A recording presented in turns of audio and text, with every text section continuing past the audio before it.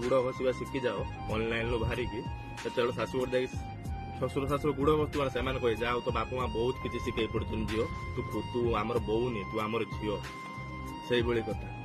ତମେ ତମେ ଯେ ଭାବୁଛ ମୁଁ ତାକୁ ଦେହ ଦେଇଦେଲି ସେ ତମର ହେଇକି ରହିବ କେବେ ନାହିଁ ଡେଲି ଡାଲି ଭାତ କେତେ ଖାଇବ ଆଜିକାଲି ପୁଅ ମାନେ ସେମିତି ଆଜି ଡାଲି ଭାତ ଖାଇଲେ କାଲିକି ଡାଲି ଅଣ୍ଡା ଖାଇଲେ ତାପରେ ଚିକେନ ତାପରେ ମଟନ ଏମିତି ଆଜିକା ଡେଟ୍ର ପୁଅ ମାନେ ସେମିତି ତମେ ଭାବୁଛ ଯେ ପରମାନେଣ୍ଟ ହେଇକି ତମର ସେମିତି ନାହିଁ